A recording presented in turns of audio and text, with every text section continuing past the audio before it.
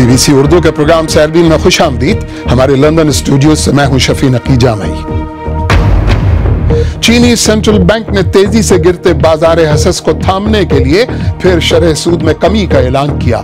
दुनिया भर की मईशतें चीनी मईशत को क्यों ताक रही हैं? भारत में बीजेपी की हुकूमत आने के बाद से मुल्क में नजरियाती जंग का माहौल। बीजेपी पर इंतहाई कट्टर हिंदू नजरियात या हिंदुत्व मुसल्लत करने का इल्जाम।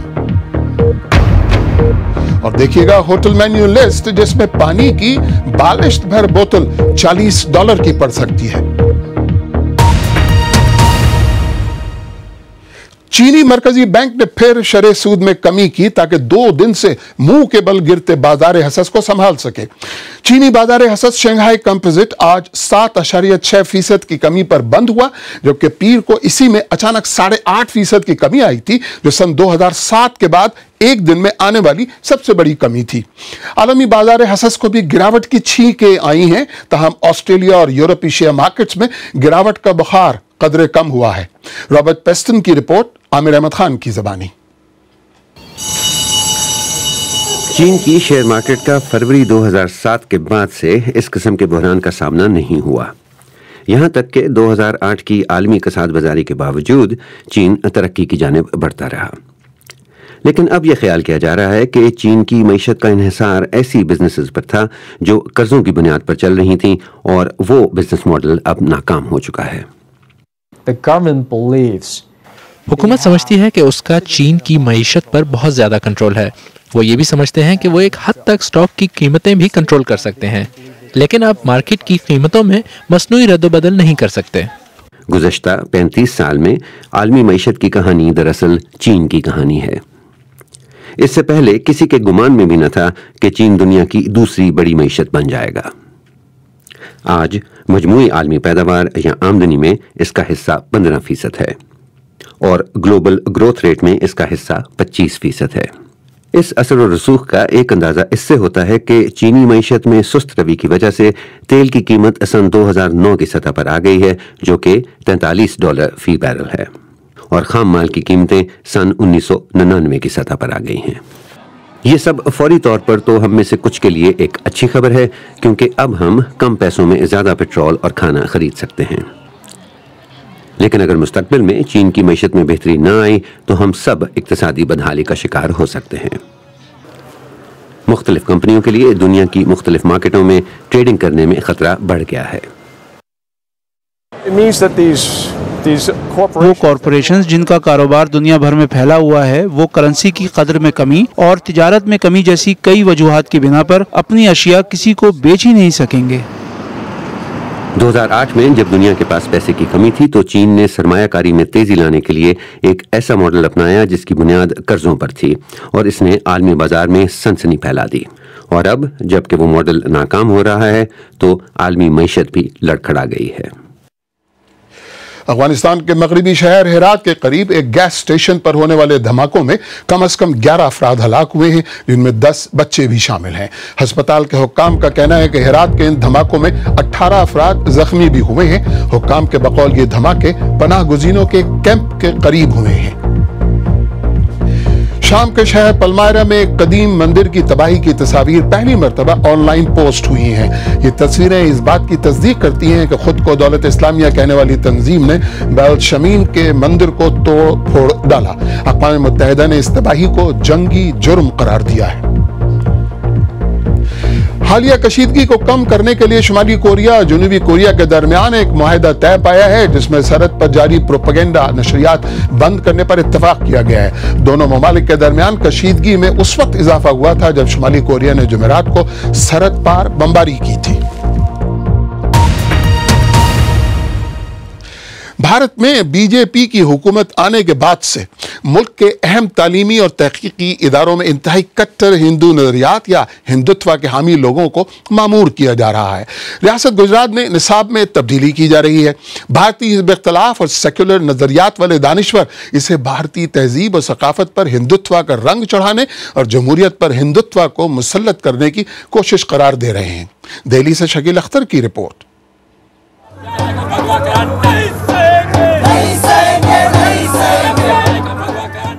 पुणे के फिल्म इंस्टीट्यूट के तलबा 2.5 महीने से हड़ताल पर हैं। वो आरएसएस से वाबस्ता इदारे के नए सरबराह की तकर्री के खिलाफ एहतजाज कर रहे हैं।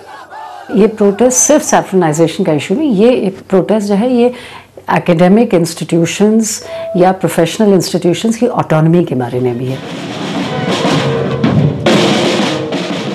बीजेपी के इख्तिदार में आने के बाद बच्चों की निसाबी किताबें और तारीखी तहकीक के इदारों समेत अहम तालीमी मराकज में राष्ट्रीय स्वयंसेवक संघ या हिंदुत्व के नजरियात के लोगों को मामूर किया गया है। हिंदुत्व के माने हैं कि आप हिंदूज को प्रेफरेंस दीजिए, आप हिंदूनेस को प्रमोट करिए और इसके साथ साथ आप इवेंचुअली एक हिंदू स्टेट या हिंदू राष्ट्र बनाइए। उसके लिए जाहिर है कल्चर और एजुकेशन बहुत अहम है।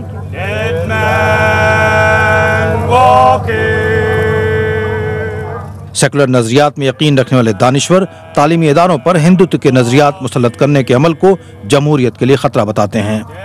इन लोगों के हाथ में ऐसे शिक्षण संस्थाओं को देना वह इतना खतरनाक होगा कि आने वाले समय में जितने भी रिसर्च टाइप के वर्क हैं उसको वो टेम्पर करेंगे और धीरे धीरे उन चीज़ों को जो बहुत ही महत्वपूर्ण और वैज्ञानिक शोध के आधार पर चीज़ें रखी गई है उसको वो तहस नहस करेंगे। सामाजिक कंपोजिट कल्चर के लिए खतरा है। आरएसएस का कहना है कि कांग्रेस के 60 बरस के इख्तिदार में हिंदुत्व के नजरियात को बाहर रखा गया, लेकिन अब संघ के नजरिए का वक्त आया है। एनडीए सरकार आने से पहले संघ के विचारधारा के लोगों को नियुक्तियां नहीं मिलती थी, तो अब जब एक्सक्लूजन की जगह इंक्लूसिव हो रहा है उसमें औरों की जगह संघ के लोग भी आ रहे हैं, और आना क्या अपराध है?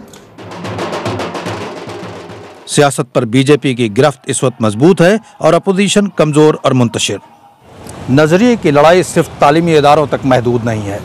दानिशरों का कहना है कि बीजेपी भारत के पार्लिमानी सियासी निज़ाम को अपने हिंदुत्व के नज़रिए से बदलना चाहती है। Shakeel Akhtar, BBC news, Delhi. और इसी मौजू पर मजीद बात करने के लिए हमारे साथ दिल्ली से बराह रास्त मौजूद हैं जामिया मिल्लिया इस्लामिया में प्रोफेसर और जामिया टीचर सॉलिडारिटी एसोसिएशन नामी तंजीम की सदर मनीषा सेठी। मनीषा जी आदाब। निसाब या सिलेबस में तब्दीलियां यूनिवर्सिटी में ऐसे लोगों की तकर्री जिनके बारे में कहा जा रहा है कि वो अपनी सलाहियत की बुनियाद पर नहीं बल्कि सियासी ताल्लुक की बुनियाद पर वहां पहुंचे हैं, ये सब क्या हो रहा है? आप देख रहे हैं क्या हो रहा है। और लगातार जब से भाजपा की सरकार आई है पिछले साल से 1 साल में, ऐसा कोई इंस्टीट्यूशन नहीं है जो इस तहस नहस से ना बचा हो। आप किसी इंस्टीट्यूशन की बात कर लीजिए, चाहे वो इंडियन इंस्टीट्यूट ऑफ मैनेजमेंट हो, चाहे इंडियन इंस्टीट्यूट ऑफ टेक्नोलॉजी हो, चाहे ICHR Indian council for historical research हो, वहाँ पर संघ के लोगों को ला करके बिठाया जा रहा है। खाली ये बात नहीं कि संघ के लोगों को बिठाया जा रहा है, जैसे FTI में जो स्टूडेंट्स जो प्रोटेस्ट कर रहे हैं लगातार, वो सिर्फ मामला संघ मतलब संघ के लोगों को बिठाया जा रहा है, पर आप देखिए कितने मीडियोकर लोग हैं, इनका प्रोफेशनल एंगेजमेंट नहीं है। कोई जो ICHR में जैसे सुदर्शन राव को अब चेयरपर्सन बना दिया, उनका हिस्टोरियंस में कहीं शुमार उनका नाम नहीं आता है। तो मीडियोक्रिटी का भी एक मामला है कि मीडियोकर लोगों को बिठाया जा रहा है जो कि एफिलिएशन है। देखिए जब बीजेपी की सरकार आई और पिछले उससे पहले भी जब कई साल पहले जब भाजपा की सरकार थी, तो सबसे पहला काम जो ये करते हैं वो ये है कि एजुकेशन और कल्चर की फील्ड में अपना एक सत्ता अपने काबिज करना चाहते हैं। तो क्या कहेंगी मनीषा जी, क्या ये तब्दीली सिर्फ इदारों तक महदूद है या अहदाफ एम्स जो हैं वो इससे कहीं बड़े हैं? क्या कहेंगी? नहीं, एम तो इसका अल्टीमेटली देखिए, अगर आप इसको समझना चाहें तो खाली भाजपा को मत समझिए RSS को, राष्ट्रीय स्वयंसेवक संघ को, जिसका जैसे आपने बोला कि एक जो नजरिया है वो पूरा जो वर्ल्ड व्यू है वो इस पे बेस्ड है कि एक हिंदू आइडेंटिटी को मोबिलाइज किया जाए और उसके दरखिलाफ एक अदर को क्रिएट किया जाए, एक दुश्मन को क्रिएट किया जाए। तो उनके समाज की जो कल्पना है और जो राष्ट्र की कल्पना है वो इसी के ऊपर बेस्ड है, इसलिए वो नफरत की बुनियाद पे है। और आप जो पूरा और जो इसीलिए तारीख या इतिहास का जो डिस्टॉर्शन है वो उनके लिए इतना ज्यादा अहम है। तो आप देखेंगे कि जैसे ही भाजपा की सरकार आएगी तो इतिहास की किताबों को दोबारा लिखा जाना शुरू होगा, उनके रिसर्च टॉपिक्स नए तरीके के लाए जाएंगे। तो मनीषा जी, मैंने कतई कलाम किया उसके लिए माजरत, लेकिन इंडिया एक जमहूरी मुल्क है, एक सेक्युलर मुल्क है, तो क्या इतना आसान होगा जमहूरियत के लिए या हुकूमत के लिए एक मखसूस सोच को आगे बढ़ाना? नहीं, देखिए कोशिश तो वो कर रहे हैं, और दूसरी तरफ से आप देख रहे हैं जैसे FTIA के स्टूडेंट्स का भी जो प्रोटेस्ट है वो पिछले 2-2.5 महीने से लगातार चल रहा है और आवाज़ें उठ रही हैं। और अगर आप समझें इसको तो ये पूरा मामला, ये जो पूरा एक जहन को बदलने का जो एक एजेंडा है, खाली इतना ही नहीं है कि हम अपने लोगों को कुछ यहाँ वहाँ फिट कर दें कि हमारे लोग अब तक, संघ के लोग अब तक इदारों में नहीं आ पा रहे थे और अब वक्त आ गया कि हम अपने लोगों को फिट कर दें, लेकिन जो पूरे इंस्टीट्यूशंस को बदलने की जो बात है। मनीषा जी, काश मेरे पास और वक्त होता। बहुत बहुत शुक्रिया, बड़ी मेहरबानी। आप BBC उर्दू का प्रोग्राम सैरबीन देख रहे हैं। प्रोग्राम में आगे चलकर देखिएगा कि ईरान में जिद्दत और रिवायत पसंदी की तकरार क्या क्या रूप धार रही है। और पानी पानी होता है, लेकिन ऐसा भी क्या पानी कि जिसकी बालिश बराबर बोतल $40 की। BBC उर्दू के प्रोग्राम सैरबीन में एक बार फिर खुशामदीद। किम गत्तास BBC की पहली ऐसी नामनिगार हैं जिन्हें सन 2009 के बाद ईरान में खासी मुद्दत के लिए रिपोर्टिंग की इजाजत मिली। उनकी इस रिपोर्ट में आपको ईरानी माशरे के क़दामत पसंद और जिद्दत पसंद शहरी तबके के माबैन पाई जाने वाली खलीज की वाज़ेह झलक मिलेगी। पुराने और नए ईरान के अधूरे या कहिए तिश्ना से मिलाप वाली किम गत्तास की रिपोर्ट खदीजा आरिफ की ज़बानी। इस्लामी मुल्क ईरान का ये जदीद चेहरा। दिन में एक अकाउंटेंट और रात में एक बाइकर। 26 साला बहनाज शाफे ने कम उम्री में घर वालों से छुपकर बाइक चलाना सीखी। वो ईरान की उस नस्ल की नुमाइंदगी करती हैं जो क़दामत पसंदी और रिवायत से लड़ रही है। बहनाज वर्ल्ड चैंपियन बनना चाहती हैं, लेकिन उनकी राह में बाज़ रुकावटें हैं। ईरान में खेल की दुनिया पर मर्दों का गलबा है और खेल को ख़वातीन के लिए मुनासिब नहीं समझा जाता। मैं इस सोच को बदलना चाहती हूँ, और जब ईरान पर से आलमी पाबंदियाँ हट जाएंगी तब हम बाइक के स्पेयर पार्ट्स भी फरोख्त कर सकेंगे। ईरान तजादात से भरा मुल्क है जहाँ क़दामत पसंदी और जदीद दुनिया एक दूसरे के आमने सामने खड़ी हैं। तेहरान यूनिवर्सिटी में जुमे की नमाज के दौरान रहबर आला लोगों की रहनुमाई कर रहे हैं, न कि इस्लाह पसंद सदर हसन रूहानी। ऐसे मकामात पर इस्लामी इनकलाब के पैगाम को तक़वियत दी जाती है। मोहसिन महमूदी एक आलिम हैं और उनका कहना है कि इस्लामी इनकलाब के पैगाम के असरात सरहदों से बाहर भी नजर आते हैं। उनका कहना है कि लबनान से लेकर इराक तक तेहरान का किरदार अहम है। 1989 के बाद ईरान की शबी का तयन मगरिब के साथ दुश्मनी के तनाजुर में हुआ। अमेरिका के साथ उसके रिश्ते बेहतर तो हुए, लेकिन सख्त गिर ग्रुपों की सख्त मुखालफत के बाद। अमेरिका के साथ हमारे तिजारती रिश्ते हो सकते हैं, हम उसके साथ कारोबार कर सकते हैं, लेकिन मेरा नहीं ख्याल के सियासी रिश्ते हो सकते हैं। लेकिन बाकी दुनिया के साथ तिजारत करने के लिए बेहतर रिश्तों का होना लाजमी है। इक़्तिसादी पाबंदियों का असर मुल्क की ताकतवर फौज समेत हर एक शख्स ने महसूस किया है। अगर ईरान पर से इक़्तिसादी पाबंदियां हट जाती हैं तो सोवियत यूनियन के खात्मे के बाद ये पहली बार होगा जब कोई इतनी बड़ी मईशत आलमी मंडी में दाखिल होगी। ईरान एक नया मुल्क है और यहाँ बेरोजगारी की शरह बहुत ज्यादा है। यहाँ की हुकूमत का मगरबी ताकतों के साथ मुआहिदा एक सौदा है, जिसमें आलमी इस्तेहकाम के बदले में उसने अपने नौजवानों के लिए उम्मीद और खुशहाली के इम्कान को हासिल किया है।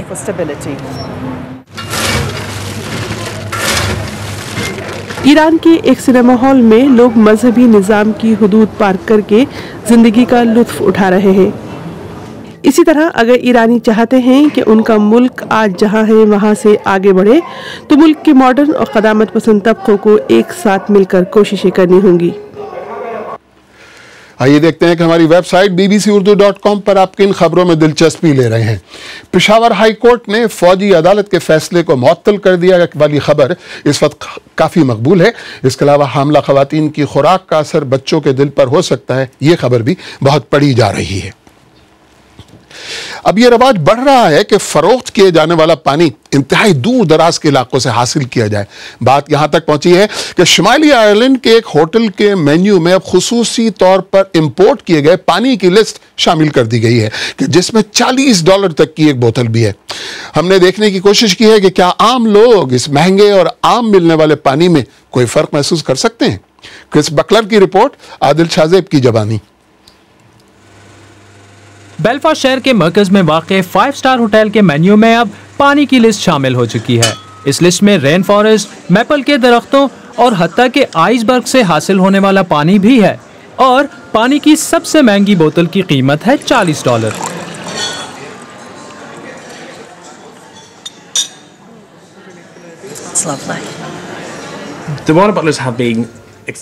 मुख्तलिफ इकसाम के पानियों के लिए स्टाफ को उनके जायके, मुख्तलिफ लोगों के ज़ौक़ और कस्टमर्स की तवक्कुआत के बारे में भरपूर तरबियत दी जाती है। लेकिन अगर बात जायके की ही है तो क्या कोई इन सब तरह के पानी में फ़र्क बता सकता है? हमने पानी की 3 अक़साम के साथ तजर्बा करने का फैसला किया। एक सैंपल कनाडा के करीब तैरते आइसबर्ग से था, दूसरा मैपल के दरख्त से था और तीसरा नल के पानी का था। इनको एक जैसे गिलासों में भर दिया गया। लोगों से पूछा गया कि क्या वो महंगे और मुफ्त मिलने वाले पानी में फर्क कर सकते हैं। Definitely tap water. कुछ के लिए जरा मुश्किल था। Same, no difference. सस्ता तरीन ये सबसे महंगा है, 26 pound 45 pence. That was horrible. Oh, they're not going to be happy with that. ताम कुछ के लिए फैसला बिल्कुल मुश्किल नहीं था। I'll go for A. It's an expensive one. आपकी तो जायके की खूब पहचान है। And I told you I like champagne better. I'm back onto water. जबान जो चखती है झुटला सकती नहीं, वारे पानी। अगर आप चाहें तो मुझसे और हमारी टीम के दीगर साथियों से ट्विटर पर भी राब्ता कर सकते हैं। मेरा ट्विटर हैंडल है @शफी_नकी_जामई। इसके साथ ही सरबीन तो अख्ताम को पहुंचा, लेकिन प्रोग्राम में पेश होने वाले मौज़ूआत पर अगर आप अपने ख्यालात का इजहार करना चाहें तो फेसबुक, ट्विटर हाजिर है। आप हमारे हैंडल @BBC उर्दू के जरिए भी हमसे राब्ता कर सकते हैं। तो मुझे पूरी टीम समेत इजाजत दीजिए। खुदा हाफिज।